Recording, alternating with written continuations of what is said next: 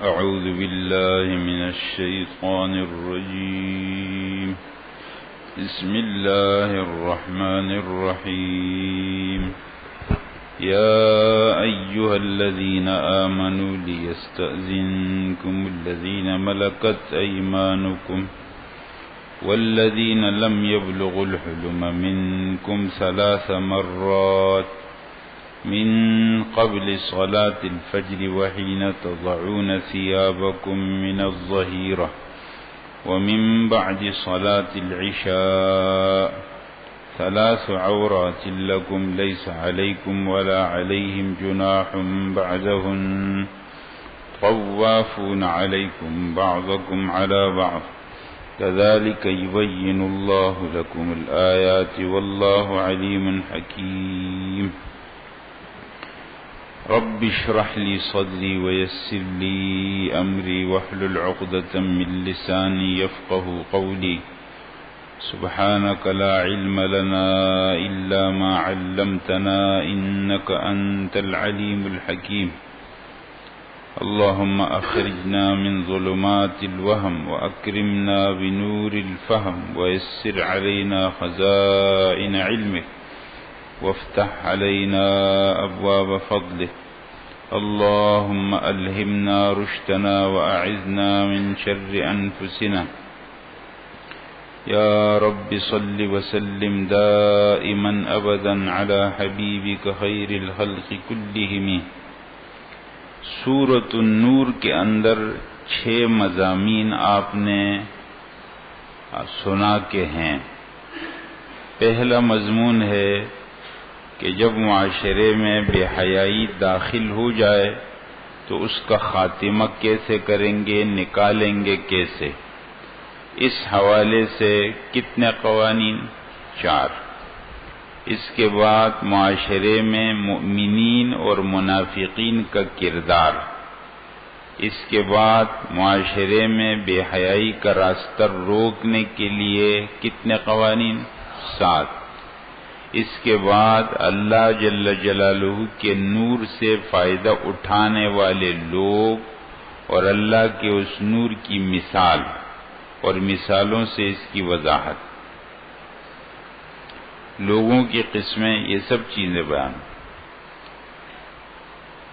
اب ہے 5واں مضمون، کچھ غلط فہمیاں اور ان کا ازالہ.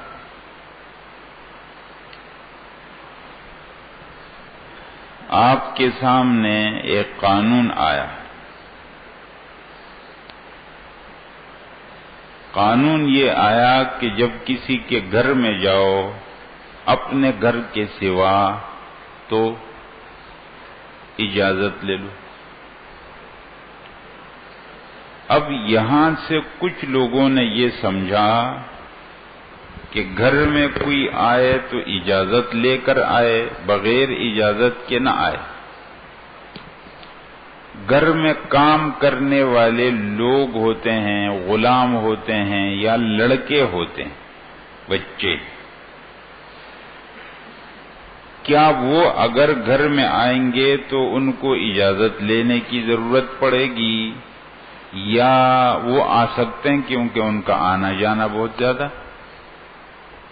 بألفاظ دیگر آپ یہ کہیں کہ یہ جو کہا گیا کہ گھر میں جاؤ تو اجازت لے کر جاؤ، کیا اگر ایسی جگہ ہے جس میں بار بار آنا جانا ہے تو بھی اجازت لیں؟ کیوں بار بار لینے میں تو مشکل ہو جائے.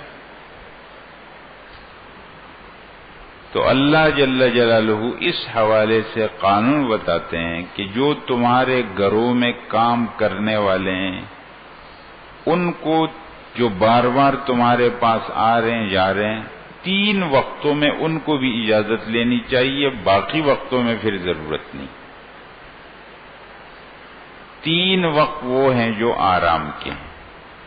من بعد صلاة العشاء، قبل صلاة الفجر، اور وقت ظہیرہ. عشاء کے بعد جب لوگ آرام کرتے، فجر سے پہلے جب لوگ اٹھتے ہیں، اور دوپہر کے وقت جب آرام کرتے. قانون یہ ہے کہ انسان جب سو رہا ہو، سونے کی تیاری کر رہا ہو، تو وہ اپنے بدن کے زائد کپڑے اتار دیتے. اگر اس وقت عام آمد و رفت بغیر اطلاع کے کوئی آئے تو ہو سکتا ہے کہ انسان ایسی حالت میں ہو کہ اس کو یہ پسند نہیں ہے کہ اس حالت میں اس پر کسی کی نظر پڑے. تو یہ 3 وقت ایسے ہیں کہ اس میں تو جو تمہارے پاس بار بار آنے جانے والے ہیں ان کو بھی اجازت لینا چاہیے. باقی اس کے علاوہ دن کے اوقات ہیں تو اس میں اجازت لینے کی ضرورت نہیں. ایک بات اس بات کا ذکر ہے.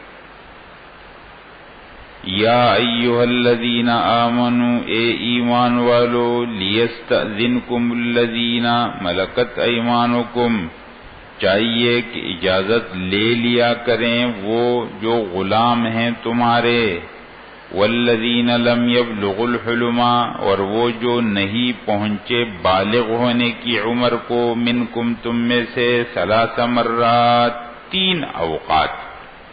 یہ غلام اور یہ جو نابالغ لوگ ہیں بچے ہیں لڑکے ہیں یہ بھی اجازت لیں کتنے وقتوں میں 3. کون سے؟ من قبل صلاۃ الفجر نماز فجر سے پہلے 1. وحین تضعون ثیابکم اور جب تم رکھتے ہو اپنے کپڑے من الظہیرۃ دوپہر کے وقت کپڑے رکھتے ہو یعنی تم آرام کے لیے لیٹتے ہو اور زائد کپڑے اتار دیتے ہو. ومن بعد صلاۃ العشاء اور نماز عشاء کے بعد یہ 3 اوقات میں ان کو اجازت لینی پڑے گی. 3 عورات لکم یہ 3 اوقات ہیں تمہارے لیے ستر کے پردے کے وقت.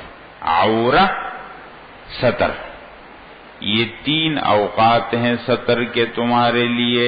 لیس علیکم ولا علیہم نہیں ہے تم پر نہ ان پر جناح کچھ گناہ بعدہن ان اوقات کے بعد. یہ 3 اوقات میں تو اجازت لینا یہ جو بار بار آنے جانے ان پر بھی لازم. ان کے علاوہ باقی اوقات میں چونکہ گھروں میں ان کا آنا ہے جانا ہے تو ضرورت نہیں. علت بیان کرتے ہیں طوافون علیکم بعضکم علی بعض کثرت سے آنے جانے والے ہیں بعض تم میں سے بعض پر. یعنی ان لوگوں کا کثرت کے ساتھ اس گھر میں آنا ہے جانا ہے اور اگر ہر بار ان کو اجازت کا پابند کیا جائے تو تکلیف ہو جائے گی حرج ہو جائے گا. لہذا ان 3 اوقات میں تو یہ پابند ہیں باقی پھر کوئی گناہ نہیں اجازت ڈائریکٹ آ سکتی. کذالک یبین اللہ اسی طرح اللہ تعالیٰ بیان کرتے ہیں تمہارے لیے آیتیں اللہ علم حکمت والے. تو جو استیزان کا قانون بیان ہوا کہ جب تم کسی کے گھر میں جاؤ تو بغیر اجازت کے مت جاؤ اس اجازت کے حوالے سے ایک سوال پیدا ہو رہا تھا اس کا جواب ہو. اب ایک اور بات جو نابالغ بچے ہیں اور ایک گھر کے اندر وہ رہتے ہیں ان سے پردہ نہیں ہے لیکن وہی نابالغ کچھ عرصے کے بعد بالغ ہو جاتے ہیں تو کیا اب ان کا حکم پرانا ہوگا اور یہ کہا جائے گا کہ تو ہمارے سامنے تو بڑے ہوئے ہیں ان سے کیا پردہ ہے؟ یا یہ ہے کہ نہ ان کا حکم اب ان کا ہو جائے گا کہ جن سے پردہ ہوتا ہے اور وہ آئیں گے تو اجازت لے کر کے آئیں گے. تو اللہ فرماتے ہیں ہاں جب وہ بالغ ہو گئے تو اب ان کا حکم بچوں کا نہیں رہا اب حکم بالغوں کا ہوگی. لہذا اب وہ اجازت کے ساتھ اب وہ بغیر اجازت کے نہیں آئیں گے. وَإِذَا بَلَغَ الْأَطْفَالُ مِنْكُمُ الْحُلُمَ اور جب کہ پہنچ جائیں بچے تم میں سے بالغ ہونے کی عمر کو فَلْيَسْتَأْذِنُوا چاہیے کہ اجازت لے لیں كَمَا اسْتَأْذَنَ الَّذِينَ جس طرح کی اجازت لیتے تھے وہ جو ان سے پہلے ہوئے کذالک یبین اللہ، اسی طرح بیان کرتے ہیں اللہ تعالیٰ تمہارے لیے اپنی آیتیں، اللہ علم حکمت والے ہیں۔ تو یہ ایک سوال پیدا ہوا جو پردے کے حوالے سے، اجازت کے حوالے سے اس کا جواب ہو۔ اب ایک اور بات گزری تھی پردے کے حوالے سے، مسلمان خواتین کو چاہیے کہ وہ بغیر پردہ کے سوائے اپنے محارم کے باقی لوگوں کے سامنے بے پردہ نہ آئیں اور اپنی زینت کی جگہوں کو ظاہر نہ کریں مگر اپنے باپ دادا، شوہر، شوہر کے باپ، بیٹے، بھائی، بھتیجے، بھانجے وغیرہ، ان کے سامنے تو بے پردہ آ جائے کیونکہ ان سے پردہ نہیں، لیکن باقی جو اجنبی لوگ ہیں کوئی مسلمان خاتون اپنی زینت کی جگہوں کو ان کے سامنے ظاہر نہ کر، ان سے ہوگا پردہ۔ سوال یہ ہے کہ بعض خواتین ہو جاتی ہیں بوڑھی اور وہ عمر کے اس حصے کو پہنچتی ہیں کہ نہ ان کو کسی میں دلچسپی ہوتی ہے نہ کسی کو ان میں دلچسپی ہوتی، بوڑھی ہو گئی تو کیا پردے کے حکم میں اس بوڑھی کا حکم اب بھی اس جوان جیسا ہوگا یا کچھ تبدیلی ہے؟ جس طرح کہ وہ بچہ بالغ ہوا تو حکم پرانا نہیں رہا بلکہ کچھ تبدیلی ہو گئی۔ جب بچہ تھا تو پردہ نہیں تھا، بالغ ہو گیا تو پردہ ہے۔ اسی طرح جب جوان تھی تو پردہ تھا، بوڑھی ہو گئی تو پردے کا حکم وہی جیسا یا کچھ اس میں نرمی اور سہولت؟ تو اللہ فرماتے ہیں کہ اس حکم میں کچھ نرمی پیدا ہو جائے۔ بوڑھی خواتین کے لیے پردے کا حکم وہ نہیں جو جوان کے لیے، اس لیے اگر بوڑھی خواتین زائد کپڑے جس طرح کے جوان اپنے جسم کو پوری طرح چھپا کر آتی ہیں اس طرح نہ کریں تو کوئی حرج نہیں ہے، گناہ نہیں۔ بوڑھی خواتین کے لیے اس لیے پردے میں وہ سختی نہیں، ہاں بن ٹھن کر وہ بھی نہ آئے، بوڑھی خواتین وہ اجازت نہیں ہے، لیکن اگر پردے میں نرمی ہو جائے تو اس کی اجازت۔ اس بات کا ذکر والقواعد من النساء، اور بیٹھ جانے والی خواتین، التی لا یرجون نکاحا، جو امید نہیں رکھتی نکاح کی۔ قواعد یعنی وہ عمر کے وہ بیٹھ گئی، بوڑھی ہو گئی، وہ جو امید نہیں رکھتی نکاح کی، فلیس علیہن جناح، تو نہیں ہے ان پر کوئی گناہ، ان یضعن ثیابہن، کہ وہ اتار دیں اپنے اضافی کپڑے۔ ثیابہن سے بدن کے کپڑے نہیں مراد، یعنی بوڑھی خاتون کو اس کی اجازت بھی نہیں کہ کپڑے بدن کے کیوں سطر کھل جائے گا، معنی یہ ہے کہ زائد کپڑے۔ اگر بوڑھی خاتون زائد کپڑے اتار دے تو اس پر کوئی گناہ نہیں ہو، غیر متبرجات بزینہ، اس حال میں کہ وہ ظاہر نہ کریں اپنی زینت کو، بن ٹھن کر نہ نکلے۔ اس لیے اگر بوڑھی خاتون ہے اس کا چہرہ کھلا ہوا بھی ہو اور کوئی اس کے سامنے چلا جائے تو وہ ایسا گناہ نہیں ہے جیسا کہ بے پردگی کا جو جوان عورتوں کے اندر ہے، بوڑھی خواتین کے اندر وہ سختی نہیں۔ سمجھ میں بات آ گئی؟ دیکھو یہاں سے ایک بات یہ بھی معلوم ہوتی ہے کہ جو گھروں میں ایک ساتھ دو بھائی رہتے ہیں اور ایک بڑا بھائی جس کی عمر بالکل والد کے برابر اور ایک چھوٹا بھائی جو اسی کے سامنے چھوٹا بڑا ہو، تو ظاہر ہے بھابھی کی عمر بھی تو اسی حساب سے بڑی ہوگی۔ اگر اس کی بھابھی اس عمر کی ہے کہ وہ تقریباً بوڑھی ہے تو اس سے پردے کے حکم میں بھی وہ سہولت اور نرمی آ جائے گی۔ اگر اس گھر میں رہتے ہوئے وہ بڑی عمر کی بھاوی اس کے سامنے بھی آ جاتی ہے چہرہ کھلا ہوا تو اس میں بھی بے پردگی کا مسئلہ نہیں.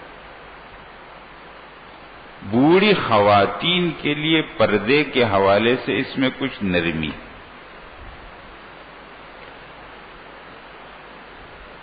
وَأَن يَسْتَعْفِفْنَا، اور یہ کہ وہ احتیاط کریں تو ان کے لیے بہتر ہے. یعنی بوڑھی خواتین کے لیے نرمی اور آسانی تو ہے لیکن وہ احتیاط کریں تو بہت بہتر ہے. اللہ سننے جاننے والے. جی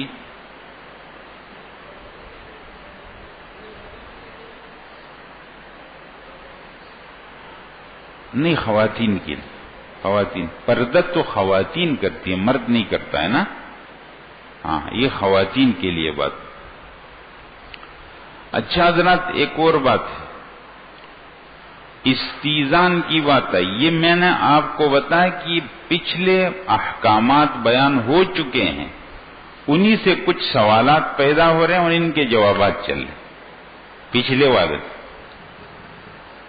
یہ ایک مسئلہ ہے کہ کسی کے گھر میں جاؤ تو اجازت لے کر جاؤ، بغیر اجازت کے مت جاؤ.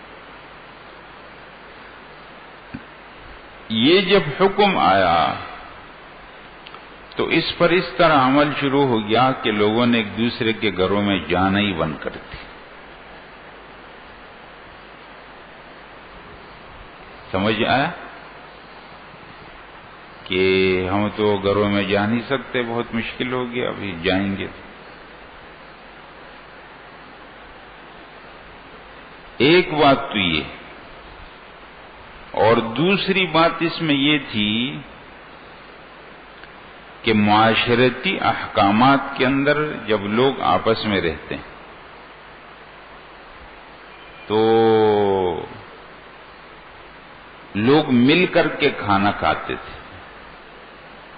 تو اس مل کر کے کھانا کھانے کی اتنی پابندی کی گئی کہ اب کوئی ہے نہیں تو کھانا رکھا ہوا ہے وہ خراب ہو رہا ہے لیکن کہتے نہیں مل کر کے کھائیں. اس حوالے سے کچھ کمی بیشی ہو رہی تھی تو اللہ جل جلالہ اس حوالے سے بھی احکام دیتے ہیں. دیکھو یہ ایک اور بات ہے، لیس علی الاعمی حرج،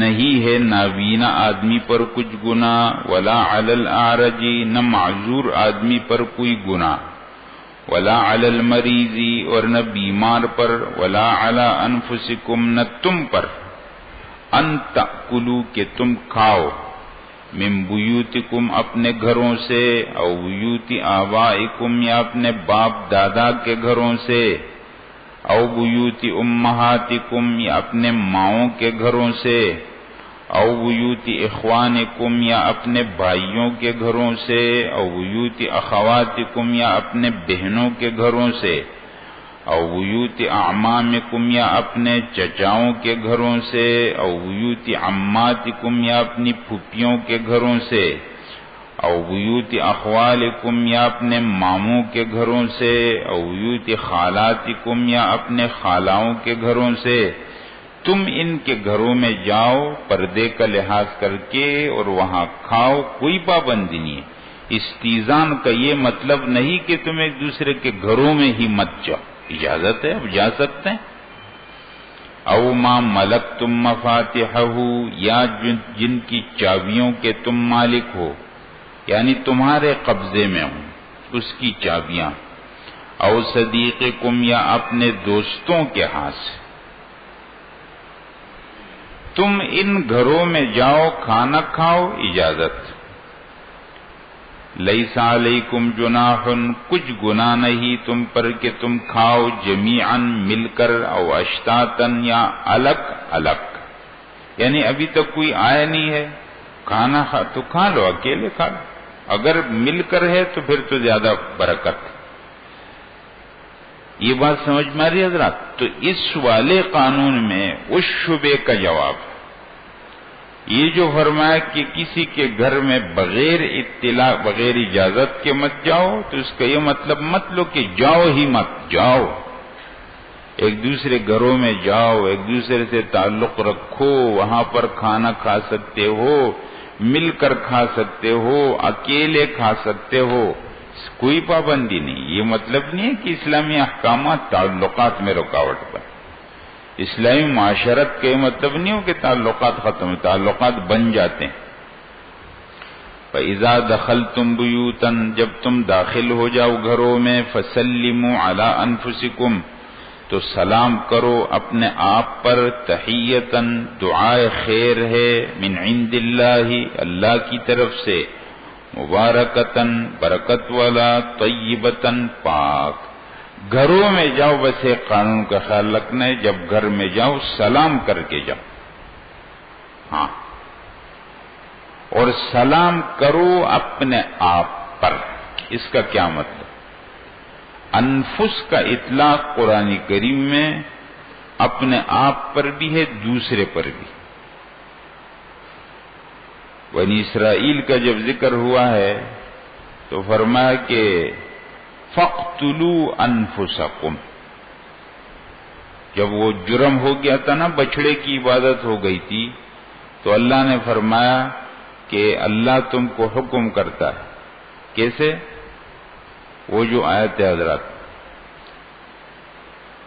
ثم عفونا عنكم من بعد ذلك لعلكم تشكرون، وإذ قال موسى لقومه، نہ اس سے ورن انکم ظلمتم انفسکم باتخاذکم العجل فتوبوا الى بارئکم فاقتلوا انفسکم، بچڑے کی عبادت کر کے تم نے ظلم کیا، توبہ کرو تو اپنے آپ کو قتل کرو۔ تو اپنے آپ قتل نہیں، اس میں جنہوں نے بچڑے کی عبادت نہیں کی تھی ان کو حکم ہوا کہ ان کو مارو جنہوں نے کی۔ انفس کا مطلب اس لیے کہ ایک دوسرے کو، لا تلمزوا انفسکم، اپنے آپ کو تانا مت دو، نہ ایک دوسرے کو تانا مت دو۔ تو یہاں بھی ایسا ہے، وَسَلِّمُوا عَلَىٰ أَنفُسِكُمْ، ایک دوسرے کو سلام کرو۔ یہ تحیہ ہے اللہ کی طرف سے مبارک اور پاک، ایک ترجمہ۔ دوسرا ترجمہ، وَسَلِّمُوا عَلَىٰ أَنفُسِكُمْ، سلام کرو اپنے آپ پر۔ تو جن گھروں میں جاؤ وہاں پر کوئی ہے تو ان کو سلام کرو، السلام علیکم ورحمۃ اللہ وبرکاتہ۔ اور جہاں ایسے گھروں میں جاؤ جہاں کوئی نہیں، خالی، تو اپنے آپ پر سلام کرو، السلام علینا وعلی عباد اللہ الصالحین۔ یہ خالی، وَسَلِّمُوا عَلَىٰ أَنفُسِكُمْ تَحِيَّةً مِّنْ عِندِ اللَّهِ، سلام کرو اپنے آپ پر، یہ دعائے خیر ہے اللہ کی طرف سے، مبارک طیب۔ اسی طرح اللہ بیان کرتے ہیں تمہارے لیے آیتیں تاکہ تم سمجھو۔ حضرات 5 مضامین بیان ہو گئے، یہ آخری مضمون ہے سورۃ النور کے اندر، معاشرے کا بیان۔ اور اب جو بات آتی ہے اس میں بیان ہے کہ ظاہر ہے معاشرہ اجتماعی رہن سہن کا نام، صحیح، لوگ مل کر رہتے۔ اجتماعی معاملات میں ایک ہوگا امیر سربراہ اور باقی ہوں گے اس کے ماتحت۔ تو اس میں قانون یہ ہے کہ اجتماعی معاملات میں پیچھے نہیں رہنا چاہیے، ہمیشہ اجتماعی معاملات میں آگے بڑھو، اور خصوصاً جب آپ کو بلایا جائے تو پھر شریک ہو جاؤ۔ آہستہ سے کھسک جانا، وہاں سے نکل جانا، یہ ٹھیک طریقہ نہیں۔ منافقین کا یہ طریقہ تھا کہ رسول اللہ صلی اللہ علیہ وسلم اگر کوئی بات کر رہے ہیں تو یہ آہستہ سے اس کے اندر کھسک جاتا، اگر ضرورت پڑے اجازت لے کر جاؤ، بغیر اجازت کے مت نکلو۔ بغیر اجازت کے نکلنا یا مجلس سے آہستہ سے کھسک جانا اور اجتماعی معاملات سے الگ رہنا یہ مسلمانوں کو طریقہ نہیں ہوگا. اجتماعی معاملات میں رہنا، اس لیے ہم یہ کہتے ہیں حضرات کہ اجتماعی معاملات میں تماشائی کا کردار مت ادا کرو، اس کا حصہ بن کے کام کرو. تماشائی بننا یہ مسلمانوں کی کتاب میں نہیں ہوتا. دور سے بیٹھ کے تبصرے کر رہے ہیں، ایسا ہونا چاہیے تھا، ایسا ہوا، فلانا ٹھیک نہیں ہے، تو تم کچھ کرو، آگے آ جاؤ. اجتماعی معاملات کے اندر بغیر اجازت کے غیر حاضر مت ہو اور آہستہ سے مت. ایک دوسری بات یہ ہے کہ جب امیر آواز دے دے، بلا لے اور اجتماعی معاملات تو اس کو پھر عام بات نہیں سمجھیں، اس میں سنجیدہ ہو کر آنا چاہیے. حضرات ان آیتوں کا تعلق تو اولاً تو رسول اللہ صلی اللہ علیہ وسلم سے. مسلمانوں کو اللہ یہ فرما رہے ہیں کہ تم میں سے کوئی بھی بغیر اجازت کے رسول اللہ صلی اللہ علیہ وسلم کی مجلس سے نہ نکلے، اور جب پیغمبر تم کو بلائے تو اس کے بلانے کو عام بلانے کی طرح مت سمجھو، پھر اس میں حاضر ہو. لیکن ہم اس کو ایک عام طور پر جیسے آپ نے پڑھا ہے کہ اعتبار عمومی لفظ کا ہوتا ہے، تو عام قانون جو بنے گا جماعت کا وہ ایسا بنے گا، کیونکہ جو مسلمانوں کا امیر بنتا ہے وہ رسول اللہ صلی اللہ علیہ وسلم کا نائب ہو جاتا ہے. تو یہ پھر وہ احکامات آ جاتے ہیں. دیکھ، یا ایھا الذین آمنوا، اے ایمان والو، نہ انما المؤمنون الذین آمنوا باللہ، بے شک ایمان والے وہ لوگ ہیں جو ایمان لائے اللہ اور اس کے رسول پر. وَإِذَا كَانُوا مَعَهُ عَلَىٰ أَمْرٍ جَامِعٍ، اور جب وہ ہوتے ہیں اس پیغمبر کے ساتھ کسی اجتماعی کام میں، لم يذهبوا، تو نہیں جاتے یہاں تک کہ اجازت لے لے. اجازت کے بغیر نہیں جائیں گے. اب پیغمبر کو اللہ حکم کرتے ہیں کہ جب ایمان والے آپ سے اجازت لیں تو آپ اجازت میں پھر سختی نہ کریں. آپ اجازت اگر آپ سمجھ رہے ہیں کہ ان کی عذر ہے تو اجازت دے. ان الذین یستأذنونک، بے شک وہ لوگ جو آپ سے اجازت لیتے ہیں، اولئک الذین، یہی لوگ ہیں جو ایمان لاتے ہیں اللہ اور اس کے رسول پر. فَإِذَا اسْتَأْذَنُوكَ لِبَعْضِ شَأْنِهِمْ، جب یہ آپ سے اجازت طلب کریں اپنے بعض کاموں کے لیے، فَأْذَن، تو آپ اجازت دے دیں، لمن شئت منہم، جس کے لیے آپ چاہیں ان میں سے، واستغفر لهم اللہ، اور آپ اللہ سے ان کے لیے استغفار کیجئے، بے شک اللہ غفور الرحیم. تو دو باتیں. معنی یہ ہے کہ لوگوں کو بغیر اجازت نہیں نکلنا چاہیے، اور جب اجازت طلب کریں تو رسول اللہ صلی اللہ علیہ وسلم مناسب سمجھیں گے اجازت دے تو. آگے اور لا تجعلوا دعاء الرسول، تم نہ سمجھو نہ بناؤ دعاء الرسولی، پیغمبر کے بلانے کو، بینکم، اپنے درمیان، کا دعاء بعضکم بعضا، جیسا کہ بلانا ہوتا ہے تم میں بعض کا بعض کو.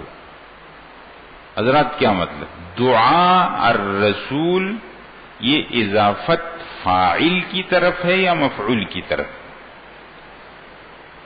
دعاء الرسول اگر اضافت فاعل کی طرف مانا، تم نہ بناؤ پیغمبر کے بلانے کو، یعنی پیغمبر داعی بنے، پیغمبر تم کو بلائے، تو دعا کا فاعل کون بنے؟ رسول بنے. پیغمبر بلائے اور تم مدعو بنو. پیغمبر تم کو بلائے تو تم اس بلانے کو ایسا مت سمجھو جس طرح کہ عام ایک آدمی بلا رہا، بلکہ پیغمبر کی بات پر ضرور لبیک کہو اور حاضر ہو جاؤ. دعا کی اضافت کس کی طرف؟ فاعل. دوسرا معنی دعا کی اضافت مفعول کی طرف، تم پیغمبر کے بلانے کو ایسا نہ بناؤ جس طرح آپس میں ایک دوسرے کو بلاتے ہو، یعنی تم داعی بنو اور پیغمبر مدعو بنے، تو ایک دوسرے کو جس طرح نام لے کر کے پکارتے ہو اس طرح پیغمبر کا نام لے کر کے مت پکارو، یا محمد اخرج الینا، پیغمبر کا نام ادب سے لے لو، سمجھ مت، یا محمد کہہ کر کے مت پکارو۔ یہ جو لوگ لکھتے ہیں حضرات ان کو معلوم نہیں ہے کیسے یہ اس آیت کے خلاف ہو جاتے، رسول اللہ صلی اللہ علیہ وسلم کا نام ایسے لکھ لے یا محمد، اب وزن تو برابر کرتے ہیں کہ ادھر یا اللہ لکھا تو ادھر یا محمد لکھ دیا، لیکن یا محمد کہنا تو اس آیت کے خلاف ہوگی۔ اللہ نے منع کیا ہے کہ پیغمبر کو اس طرح مت بلاؤ جس طرح تم آپس میں ایک دوسرے کو آسانی سے نام لے کر کے پکارتے ہو، نا، اللہ تعالیٰ نے خود اپنے پیغمبر کو اس طرح نام لے کر نہیں پکارا، یا ایھا النبی، یا ایھا الرسول، یا ایھا المدثر، یا ایھا المزمل، یہ ناموں سے تو اللہ نے پکارا، نام لے کر یا محمد قرآن میں کہیں بھی نہیں پکارا۔ تو دعا الرسول کے دو ترجمے ہو گئے، یا اضافت فاعل کی طرف یا اضافت مفعول۔ لا تجعلوا، نہ بناؤ، دعا الرسولی، پیغمبر کے بلانے کو، یعنی پیغمبر تم کو بلائے، پیغمبر کیا بنے؟ داعی بنے، یا نہ بناؤ پیغمبر کو بلانے کو، یعنی پیغمبر مدعو ہے، ترجمے میں فرق، جس طرح کے بلاتے ہو ایک دوسرے کو یا جیسا کہ بلانا ہوتا ہے ایک دوسرے کو۔ قد یعلم اللہ الذین، یقیناً جانتے ہیں اللہ تعالی، الذین ان کو، یتسللون منکم، جو کھسک جاتے ہیں تم میں سے، لوازن نظر بچا کر، ہے نا، رسول اللہ صلی اللہ علیہ وسلم کی مجلس سے دیکھ رہے ہیں کیونکہ ہمیں دیکھ رہے ہیں، نہیں کہ نظر بچا کر کے کھسکتے، اس طرح نہیں کرنا، اگر تمہاری ضرورت ہے تو تم اجازت لے کر کے چلے جاؤ، بغیر اجازت کے غیر حاضری مت کرو۔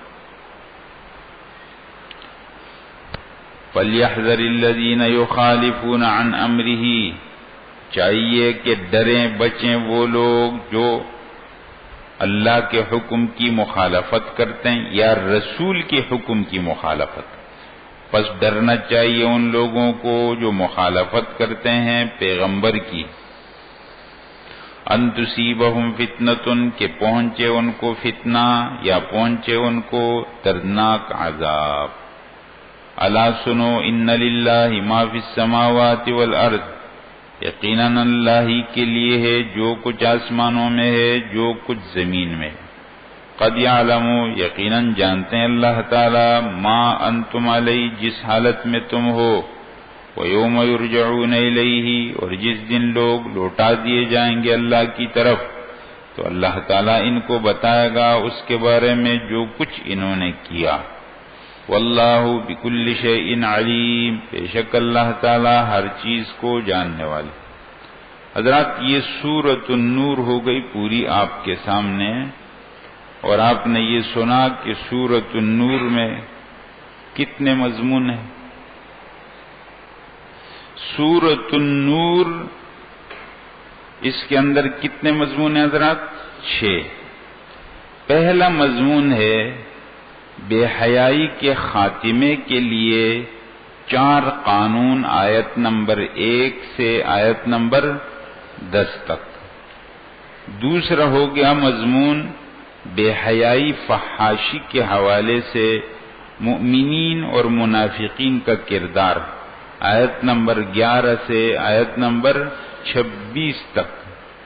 تیسرا مضمون ہے بے حیائی فحاشی کا راستہ روکنے کے لیے 7 قوانین ہے، آیت نمبر 27 سے آیت نمبر 34 تک۔ اس کے بعد اللہ جل جلالہ کے نور سے استفادہ اور لوگوں کی قسمیں، یہ ہو گیا آیت نمبر 35 سے آیت نمبر 57 تک۔ اس کے بعد ہے کہ یہ جو قوانین بیان ہوئے، کچھ سوالات اور ان کے جوابات یا کچھ غلط فہمیاں اور ان کا ازالہ، آیت نمبر 58 سے آیت نمبر 61، اور اس کے بعد جو جماعت میں امیر اور جماعت کا تعلق ہوگا، اس حوالے سے کچھ آداب آیت نمبر 62 سے سورت کے ختم تک۔ یہ سورۃ النور حضرات آپ کے سامنے پوری ہوگی۔ کل انشاءاللہ ہم پھر شروع سے پڑھیں گے، اور آئندہ اتوار انشاءاللہ ہم سورۃ الاحزاب پڑھیں گے، اور موقع ملا تو سورۃ الحجرات بھی اس کے ساتھ پڑھیں گے۔ جو سورتیں ہیں وہ اتوار کو ہم پڑھیں۔ حضرات کوئی سوال ہے تو آپ بتا سکتے۔ الحمدللہ رب العالمین الرحمن الرحیم الحمدللہ۔